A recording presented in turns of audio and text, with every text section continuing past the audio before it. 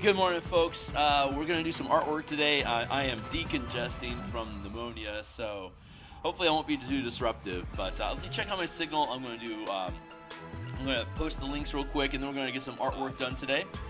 Just checking in to make sure that I'm coming through. Mic check, 1, 2, 3. Just checking in to make sure that I'm coming through. Mic check, 1, 2, 3.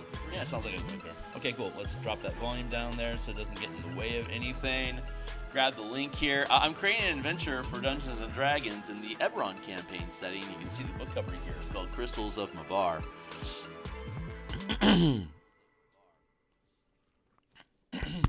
Sorry, decongesting. Holy Hannah.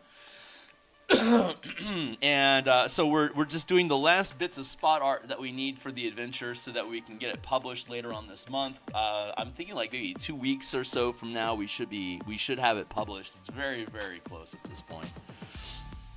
And let's see, enter. That's all good. Our links are done. Let me fix my monitor here so we can get to work.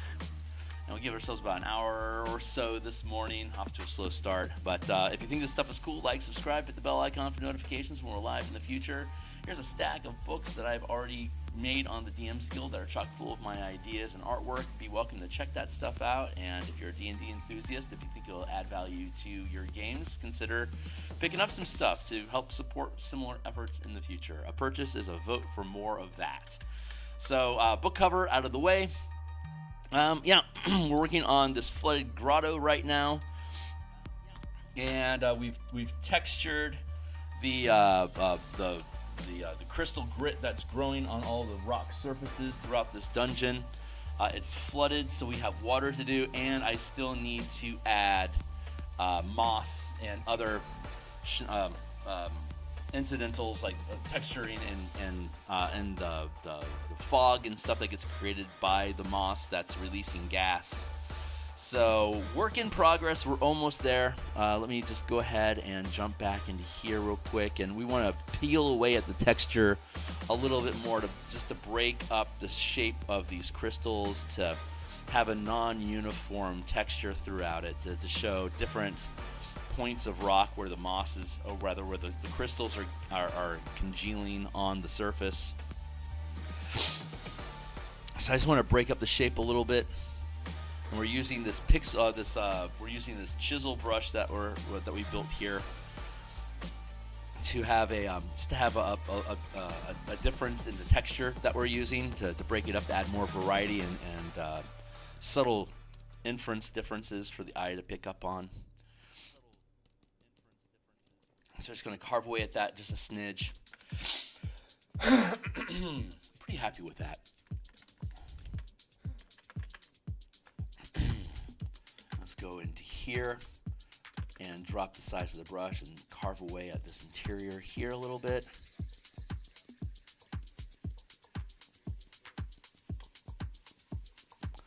Just to break it up some.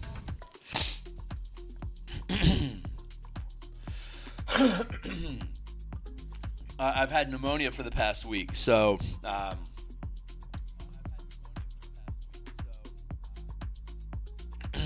it's starting to come up out of my lungs and turn into snot for me to spit out. Disgusting process, but God bless the human body to survive. There we go. Yeah, that feels pretty good.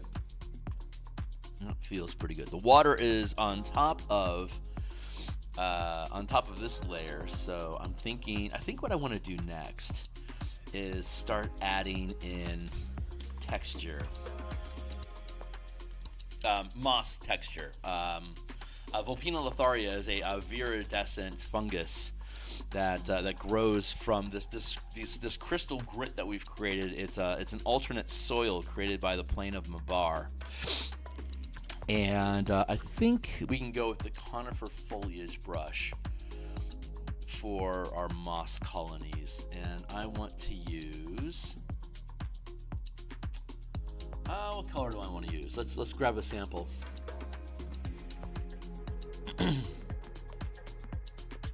Here's the underground facility map that we're currently using. And the perspective that we're at right now is basically right here, looking Oops, wrong button. Basically looking in this direction like that. If we were to be here, which is impossible because it's through the stone, but our field of vision is basically like this in the illustration. You've got this crook here separating these two tunnels, which you have here and here.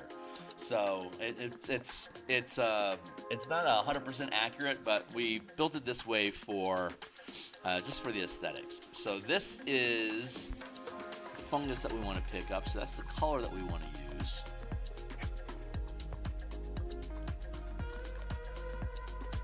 And the fungus grows both along the floor, or like along the edges of the water, and on the ceiling. So I want to start finding some patches where I want to drop this stuff in. We're just going to use the contours of the ceiling.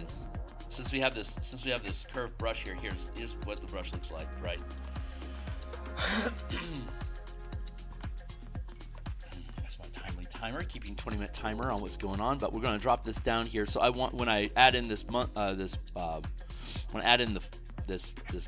I want to curve it along the surface that it grows on, so it matches the contours. So I think I want to flatten it out a little bit over here. That. I'll drift in over here and drop some of that in here like that. I'll sweep through over here like that.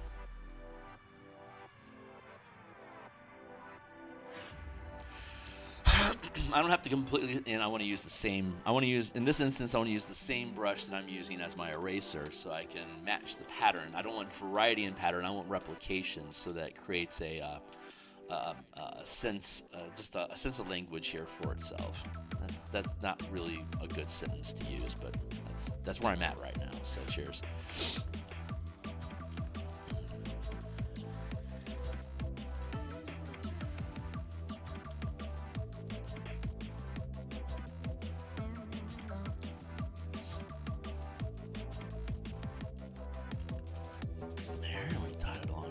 That.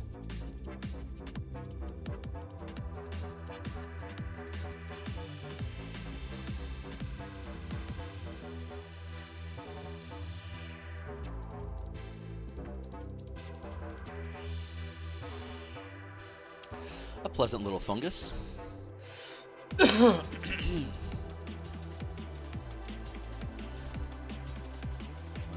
want to break it up so it's got like a little. It's got like little poppy effects going on here. It's a little bit bigger since it's closer to the camera. We're just following our contours here. Thanks a lot for folks that are checking this stuff out. I really appreciate people swinging by and saying hi. Thanks for dropping in. Artwork is that I've been working on this adventure off and on for a few. 4 or 5 years at this point, and I had no idea an adventure would take so much time and effort for me to be able to build. I've certainly gained a respect for long-form adventure creation. It's about 200 pages of content, 50,000. It's like 60,000 words of material, maps, and stuff like that. So it's got a lot of fun stuff in here for people that are interested in a 7th, 8th level adventure in the Eberron setting. Dot that in. We'll also do a little bit of mushroom in here once we get these in. But this is going to create a lighting effect, and there's this fungus releases a poisonous fog that creates the sickened condition for anybody that enters the space that the fungus occupies. You have to make a Constitution saving throw or become sickened for the round, and you remain sickened while you're within that space.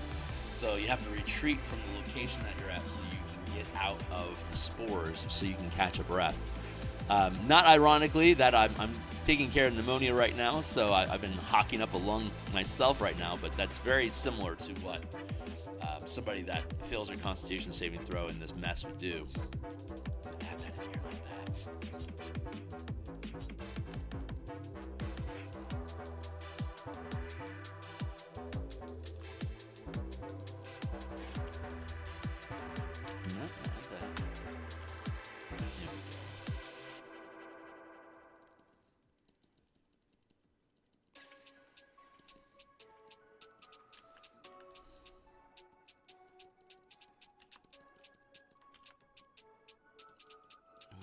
this colony up here like this.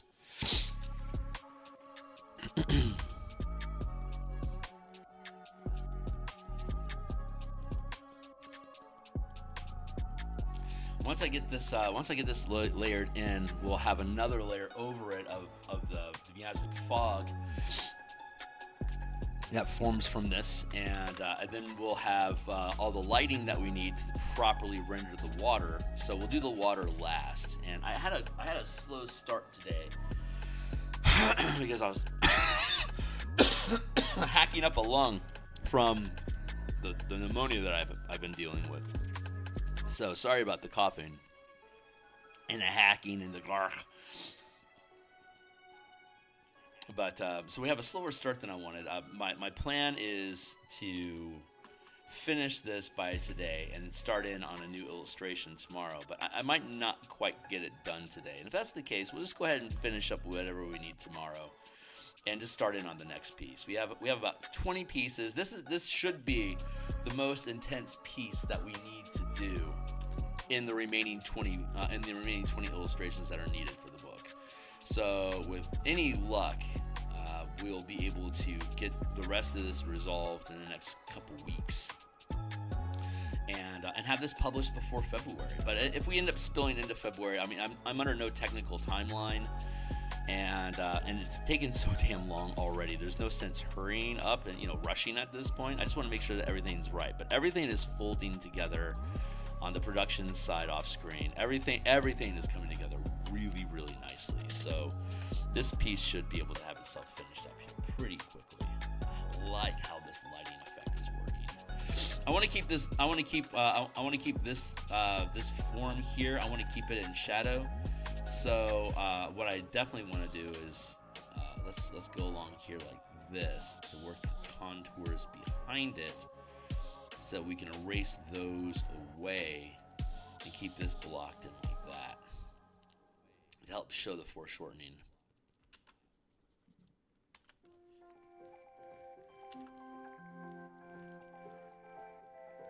Just gonna dot that in. The further away from the camera we get, the less detailed there should be. So I'm erasing more of the fungus as we move further away from the central pillar. Here is where is the closest point to the camera. So I want to put the most detail and emphasis here, so I can back off the details as we move further away from the camera. There we go. Like that.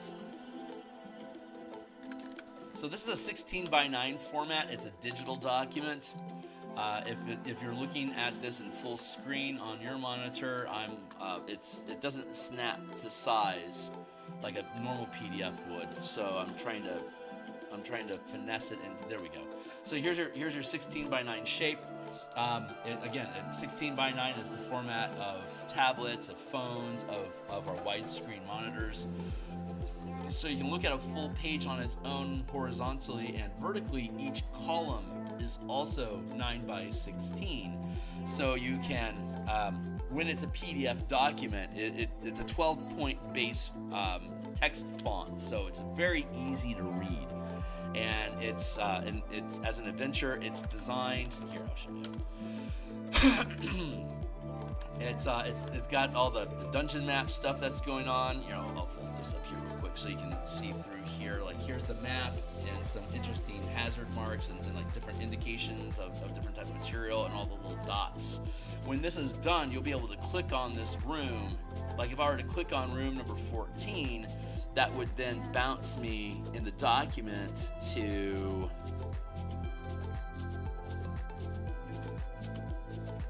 page. Here's facility area 14, the Nexus Chamber. So here's a close-up of it, and you have all these different points of interest that are inside of it, and each of these we go through.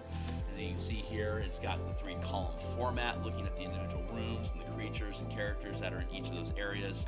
So it's designed to be a very control panel format. So it's very easy for the DM to be able to navigate through this piece alongside the players as they go from room to room in a map.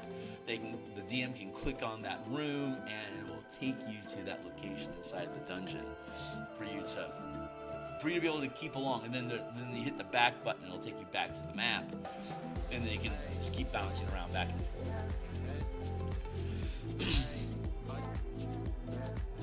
That's the idea. So let's add. We gotta crack this open again. Down here and our fungus. Cool. So let's grab this and we'll add a little bit more here.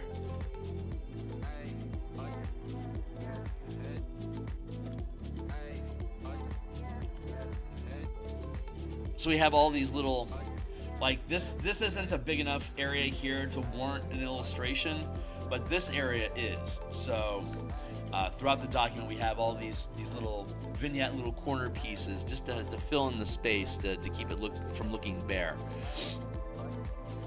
I actually think that this illustration is kind of overbearing in the illustration, so we're going to use the watercolor style that Wizards uses of peeling open the pages to show this underneath. Hey, what's going on, Duff? It's good to see you, my man. I'm finally hacking up the juice in my lungs from the pneumonia. So I think I'm well on my way to mending. So I went without antibiotics because I didn't want to take antibiotics for every little fucking thing, because by the time I'm 70, antibiotics are going to be questionable at that point. So I don't want to overburden myself. So I raw dogged this one through and survived. I had a ripcord I could pull with my doctor if necessary, but I played this one out, and it took a good 2 weeks for me to clear it. Antibiotics would have sped that up, but again, I don't want to overdose my body with antibiotics if I don't need to. And let's go down. Let's reduce the size of the brush, and this is just the fungus, the Vulpinolitharia fungus that grows out of this crystal soil. So just want to make little colonies of it here and there. And then we'll have some stuff along the water line once we work the water a bit more. I should probably put this over the water layer since that's where it's going to end up sitting. Let's go with Vulpina. Make it a separate layer. Yeah, so far so good. I started late because I was hacking up a lung for 30 minutes this morning. So I started later than I wanted to. So I don't know if I'm going to actually get this finished today or not. But if not, then we'll get it finished tomorrow. And we'll just keep on keeping on until we're done with everything. Hey, what's up? Hey, Fox, it's good to see you, my guy. Yeah, so far so good. I'm going to scoop this over so I can see text better, but I don't need to see your ones. There we go. I am unfortunately starting. Oh my God! Oh, it's like sweeping the nation right now, dude. I think I actually caught the front end of it. I am yet again the leader of the pack in disease and mayhem. I hope it's more gentle with you than it is with me.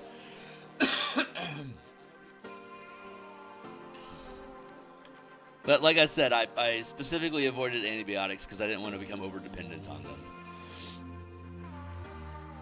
I get leg infections occasionally, staph infections, and those are really fucking dangerous. So it's been a number of years since I've had one, thankfully, but if I get another one, I'm going to have to go on a massive regimen of antibiotics to keep it from killing my leg.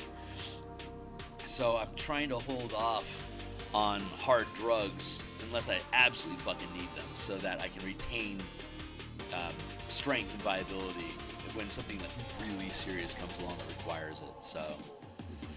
So it took me longer to recover than otherwise it probably would have, and I'm certainly less spry than I used to be. I work from home, so my external access is far more limited on the daily grind than it used to be. That is not a complaint. I really appreciate working from home, but I am recognizing the need to keep myself floating around in the general population so that I can keep up my defense systems from just, random encounters.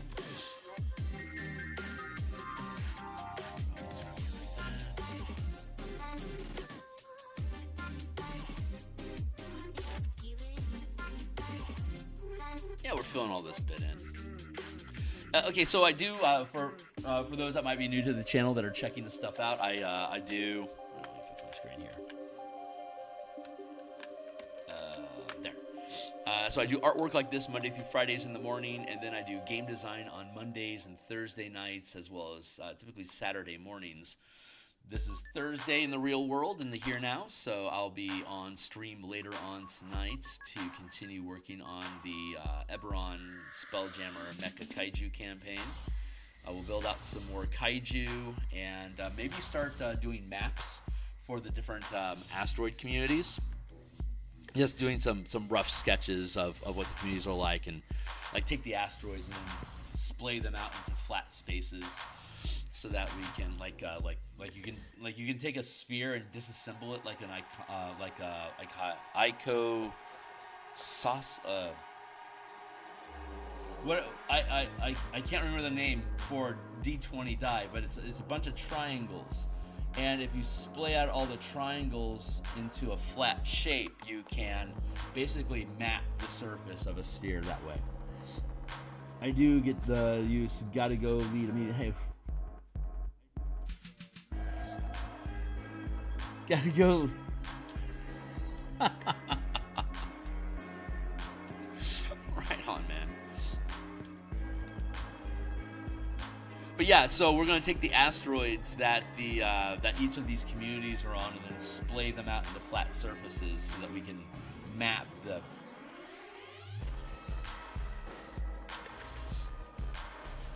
out the surface of the asteroid, like where the buildings are at, and the forest and all that shit, blah blah blah. And that'll be fun. I haven't done a splayed. I haven't mapped a spherical surface in quite some time, so I'm looking forward to doing that. Slow that down. I don't want to overdo the fungus, but I do want it to be prevalent enough to indicate that this is how the area is lit, like why you can see inside here. So having a lot of fungus built up is important, but I also don't want to oversaturate it. So I think this is a good level of saturation. So we can just dot along over here, and we can put some stuff into the little.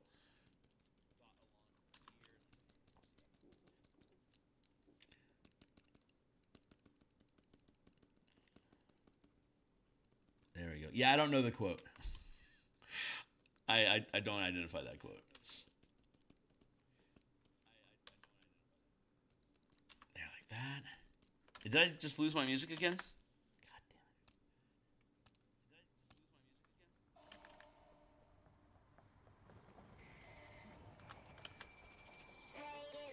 it. Maybe I can bring this over here instead.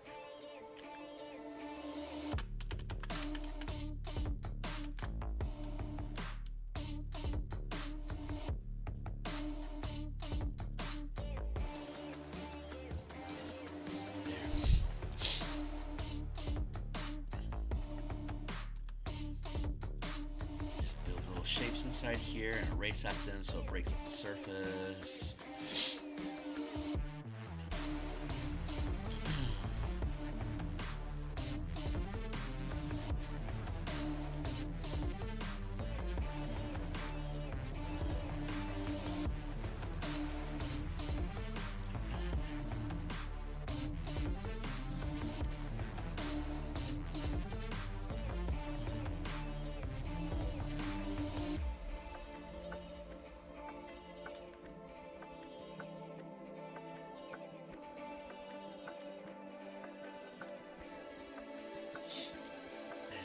Let's bring that one down a little bit here like that. That feels pretty good. We'll need to fill in over here. Just gunk that up. Well, actually, I need to drop the size of the brush. Yeah, like that.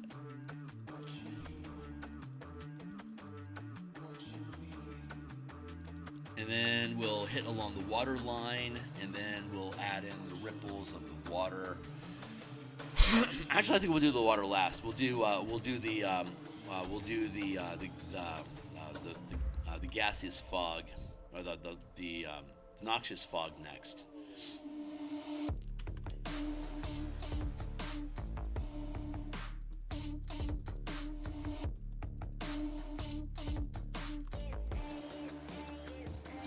This is just a bunch of stippling, basically. It takes a little bit of time to layer all this stuff in properly, but...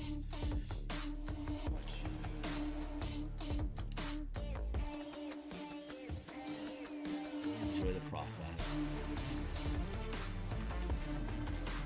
Size is a snitch.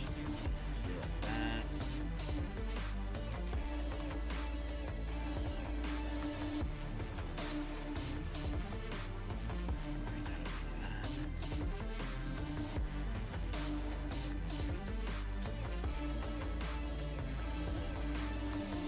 My 20-minute timer. I got about 40 minutes left this morning, so we'll probably get done with the fungus and the gas. We'll still need to, because I had a late start. I'll end up spilling into tomorrow. We'll take care of the water tomorrow, and then start a new piece and continue forward. So we got 20 more pieces after this one. I don't think a lot of them like the before this one we did one piece a day before this one, and then this one is taking more attention and detail, so it slowed us down. But I imagine we're going to have a number of pieces that are only going to require one day, and God's grace, most of them will only require one day each, so that we'll actually be able to get this thing done here in January, published, quite possibly be published before February. But I mean, if it spills into the first week of February, I'm not going to sweat it. But that's about where we're at in the process right now. Like, we're getting really, really close. Next week, I should be able to show you how I'm doing. Like, I should be able to make a sample PDF and show you how you can navigate around inside the map and make the different locations hypertext link for touch screen navigation. That's one of the last things that I do on it, but that's about where we're at with the project off screen. We're getting very, very, very close to having all the assets done and just stringing up and dropping in all the illustrations and stringing up all the links for everything. So we're getting incredibly close. Very excited about that. Trim this up a little bit and then a little bit more mass in over here, I think.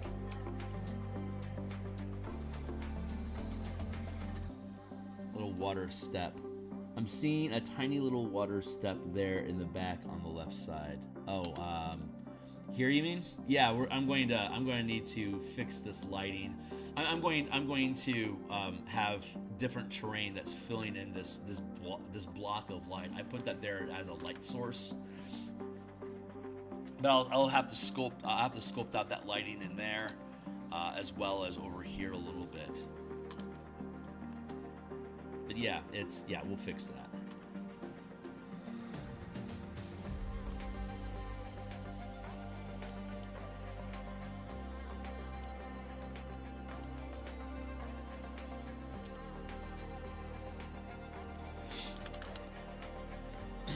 Okay, that feels pretty good. Oh, just like in general. Let's curve this out here so it's not so omnidirectional or monodirectional. I don't know. Words. I'm failing words today a lot. Nah, like a little miniature waterfall just below where you're pointing at. Oh, I see what you're saying. Like here, like dropping like that. I see what you're saying. Yeah, that's legit. I'm into that. We'll see. We'll see how it shakes out. I don't have any particular plans, but I see what you're looking at. I see it now. Thank you. All right, so we have the moss there, and so what'll end up happening with this is we're going to duplicate the layer. We're going to filter, blur, Gaussian blur to create a radiant effect like that.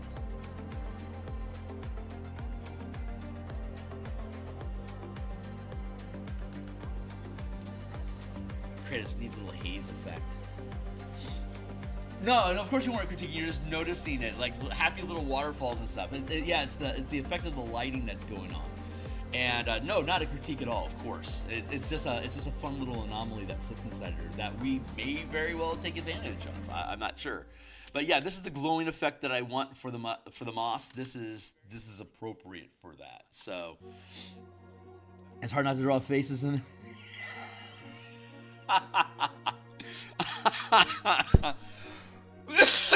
Don't make me laugh. That's funny. Oh. But yeah, I like this effect. I'm not quite ready for it yet, but that is where this is heading. So we're going to leave that lit like that so we can see it. I think the next thing that I want to do is so we'll have that glow, and then we're going to have the miasmic fog effect. I think right now I want to make little colonies of moss. So give me a second here. I need to go fetch our sample layer again. Let me grab the map here for color referencing. I want to grab some of this moss in here. And we're going to jump in here, and then we're going to grab a different brush. I think the brush that I want to use is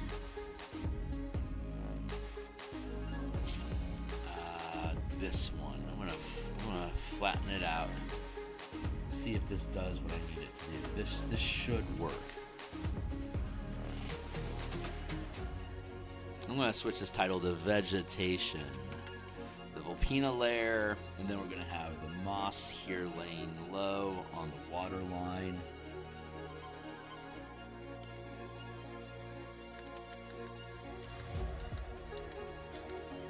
Not a fan of that jitter effect. I need to, let's see, first off, I want to grab a darker bit here.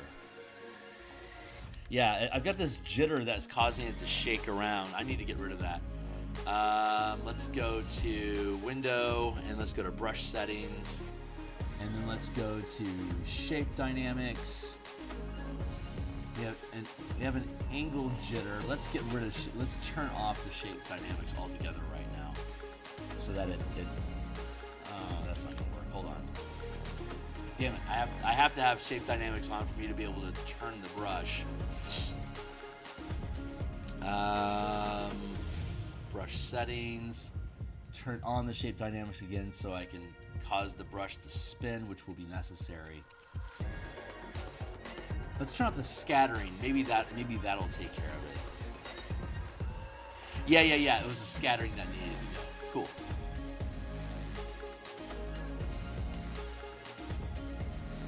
Hey, Gabby. Oh man, yeah. All those artifacts were super fun to do. I have little colonies in here like that, and I think I'm going to break this up with a foliage brush here like that.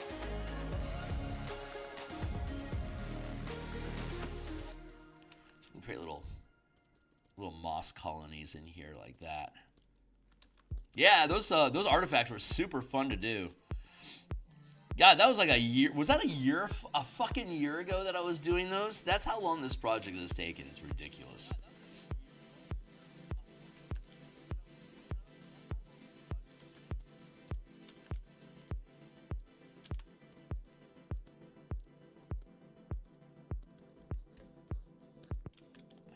I'm figuring out the language on how to depict this stuff on water. Yeah, that feels about right. God damn, this project has taken a ridiculous amount of time. No, I love it. This is a super cool. It's not I don't think this isn't my favorite project that I've ever done, but it's the first adventure that I've ever published. Like actually like built out meticulously with intent for me to not run it alone, like to sell it to people, right? To be a product for other people to look at how I build and run adventures. So it's not my favorite project. I think, Jesus, I don't know, man. I don't know what my favorite project is. The favorite project that I've published so far, it's either Spelljammer or Color Mana. I honestly don't know which one I like more. But I think once the Bastion campaign publishes, I think that one's going to be my favorite. I think the Dominion style of play is the most valuable of all the things that I've done. Oh, wait a second, I've got a nose goblin that needs to die.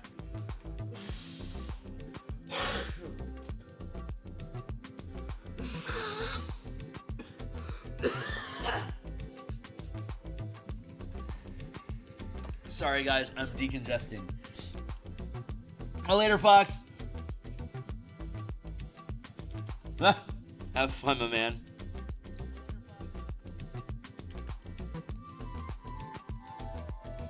Thanks for swinging by. I appreciate it.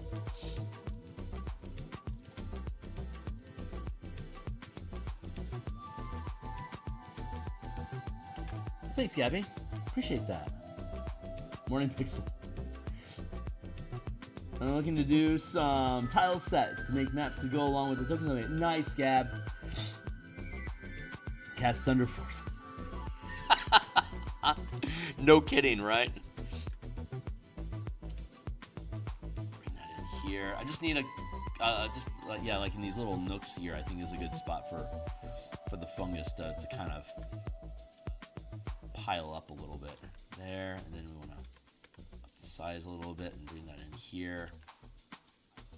So a lot of the work that I do is using one brush to add pigment, and then use a different brush to remove it, so it creates this mixed pattern, right? It has a consistency to it that can be detected, but it doesn't look like a brush. By layering two different types of brushes over each other, it breaks the pattern up enough that it doesn't feel like a patterned brush. You see what I'm saying? Hopefully that makes sense.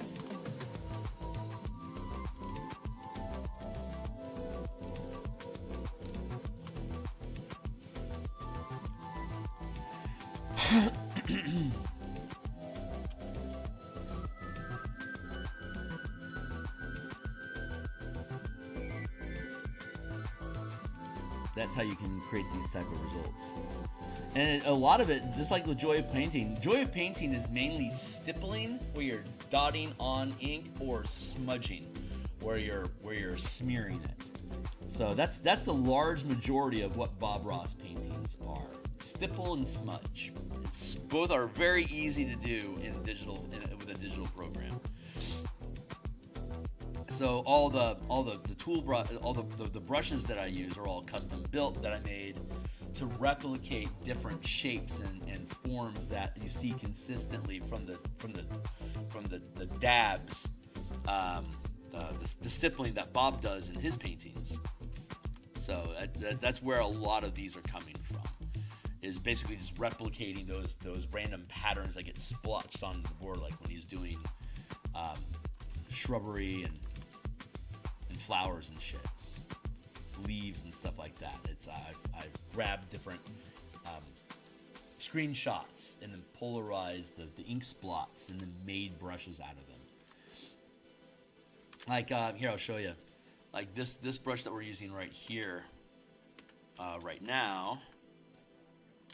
This is what that brush looks like. So I can dot this together by curving the brush, and it makes a neat little floof effect that if I layer this with a different color, it ends up looking like a fluffy bush. But I can also use it to erase stuff. So when I use it as an eraser, it creates these little pockets that whatever pigment gets left looks like a little floof itself. This negative space that we're creating with the eraser inside of this pocket.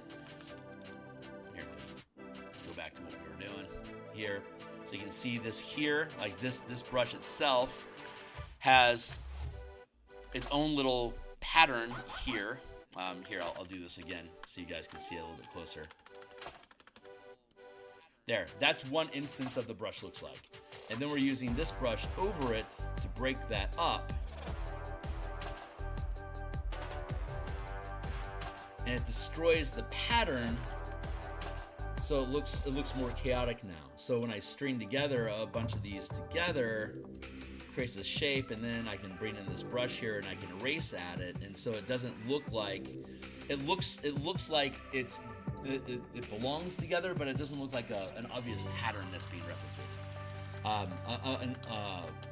Noticing the brush marks, like the brush strokes of the painting, In digital painting, those are called artifacts.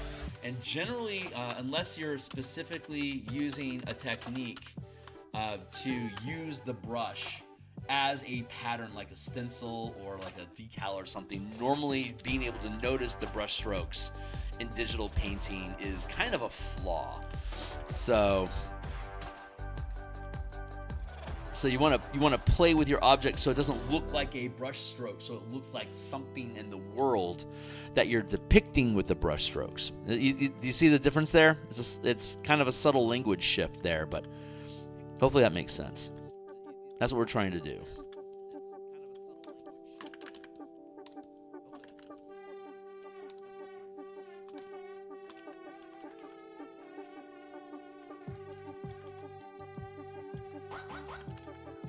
It's text.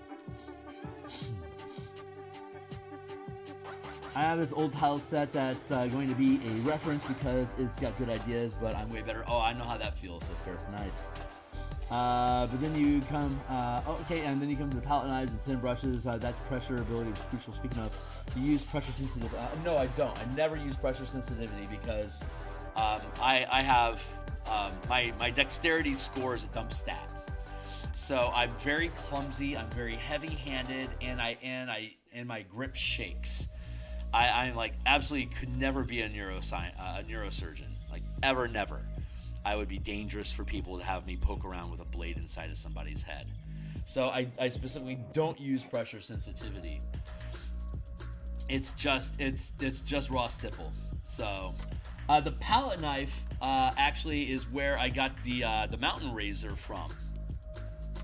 So if you look at this razor form here, I'll go on a quick tangent since we're not going to get done today anyway. It would be sick if you could just load a brush with paint and then that palette knife may actually work in the effect that it runs out. Yeah, that would be cool. I wonder if Corel Paint is capable of doing that now. No, you can be mean to your own art. You can bully your younger self as much as you want. You're a better person now. Go right ahead. Ironic title. The way that I use palette knives like this is I actually do this stacking effect like this. And then I have both I call this the mountain chisel, and then I have a mountain razor blade. See the razor. Sorry, let's go here. Like this razor looks like this, and the chisel looks like this. These are the two shapes that I use for like snow and stuff, which is the only time that Bob really uses the palette knife to brush stuff on is like highlights along like bark and edges of objects. And the really light effect of like having paint break across the surface for like snow on a mountain. So I duplicate that. I duplicate that by layering in these two different types of brushes together, using a chisel brush here, and then the razor to erase stuff. It starts to create a snowy type pattern. And maybe it might not be obvious here, but it takes a lot more work than him just grazing along the surface, because he's touching the different topography of the canvas and the liquid white and the paint that's already on there for like the base rock of the mountain. It creates this difference, like this break in topography. It's not a smooth liquid surface like the digital surface is perfectly smooth. So it's hard for you to do this texturing effect. But I remember in Corel Paint that they had it was like putty. You could smear putty on and then change the elevation of the putty so that if you had a light source facing the canvas, that if you change the source of the light, depending on how much canvas putty you had built up, it would actually create cast shadows on the canvas. It was incredibly complicated. This was back in 2004. I can't even imagine what it is that Corel Paint may have evolved into, but I didn't like the tool user interfaces. Corel Paint, sorry. It may very well be an incredibly powerful program right now. I honestly haven't looked in on Corel in 20 years, like literally in 20 years. I tried it for about a year and a half. I couldn't dig it. I got into GIMP for a while instead, and then after GIMP, I got into Photoshop, and I stayed locked in with Photoshop. Once I could afford Photoshop, I locked in with it basically forever. The user interface is a lot more intuitive for me, and I like the color picking tools. It sounds silly, but Photoshop's color tools are just really, really good. Just even the simple sliders over here are so much more elegant than anything I had seen on GIMP or Corel at the time. Let's toss these in. You can turn this over and create some mounds here that overlap the base. And then we'll be able to layer the color of the water in underneath this.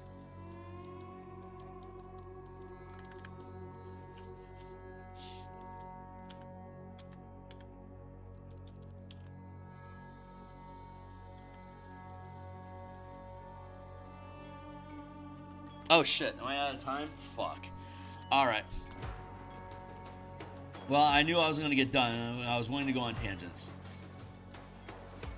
I don't want to have moss everywhere at the base of this because that's too conforming.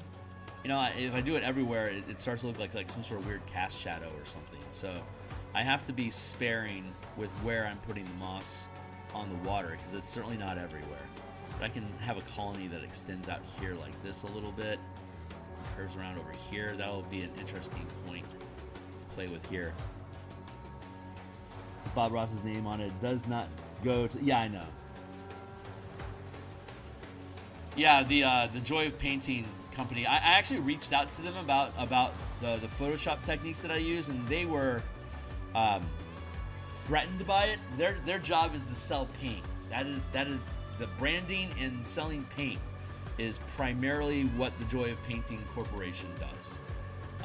They have a YouTube channel that they run that just basically loops Bob Ross videos, but they still do like Bob Ross instructor certification classes. I think it's $2,500 to get certified, and you have to demonstrate your ability to mix paint on a palette and to be able to demonstrate all of the take one of his paintings and reproduce it before they'll certify you. And it's impossible for me to do that because I can't mix paint because I don't see color. So I have to use digital for color. I mean, I could mix a palette of black and white, sure, but that's not the glory of what he was doing, you know? It's like, if you don't use color, what's the fucking point? I'm gonna extend this out of here a little bit, and then I gotta cut out of here. I got a few minutes of grace. I'm gonna abuse that a little bit and just hang out for another few minutes here, just to get this built. There we go. Trim that out. There we go. But yeah, they didn't like the idea of teaching people how to do Bob Ross with Photoshop and not having to buy any paint. And the paint is infinite. And I mean, the brush set I use is on my Patreon for free right now. Go ahead and jump down there. It's linked in the description down below my Patreon. Anyone can go by and grab my brush set and just paint along with me if you want to.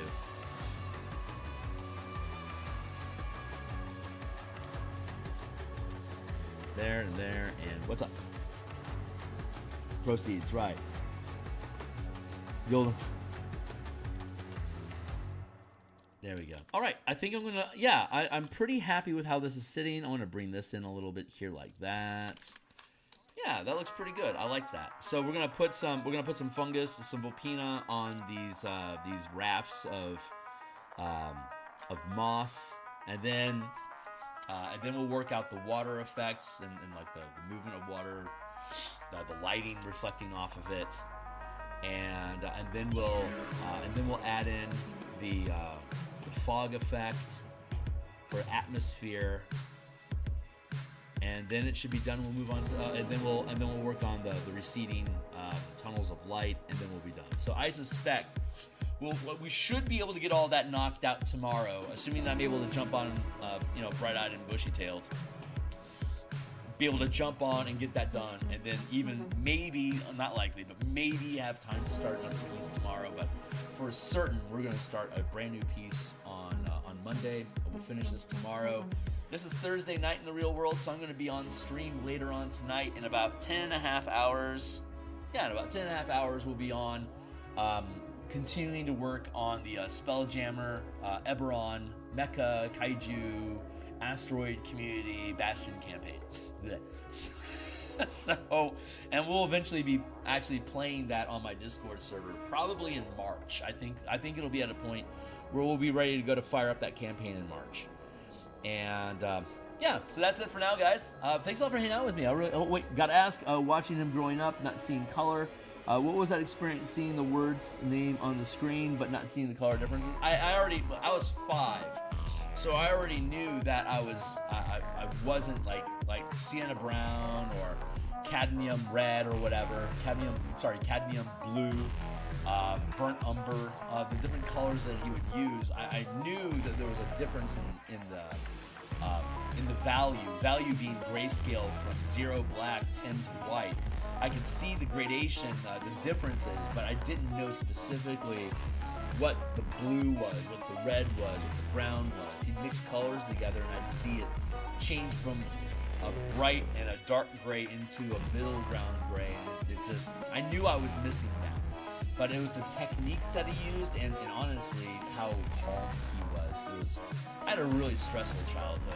So he actually created a lot of an opportunity for me to have like a really nice zen space for myself. As a little kid, it was valuable to me. And it just happened that I ended up becoming an artist myself and figuring out how to do his work even though I don't see color. It was a small miracle. But you saw it here. I'm basically just sampling colors off of other color references, off of photographs or paintings that I'm grabbing off the internet, so I can import images and then grab the color samples off of those images, based mostly on what the RGB slider up over here on the corner is, and my own sense of value of gradation and light and dark. But right on. Yeah, I got to kick out of here. Thanks a lot, man. I really appreciate it. I'm hitting save. I'm done for the day. Anyone that thinks this stuff is cool, I'll be back tomorrow morning as well. Like, subscribe, bell icon, notifications. Check out my books down below. They all have free previews. Bob's your uncle. See you on the other side, guys. Thanks a lot.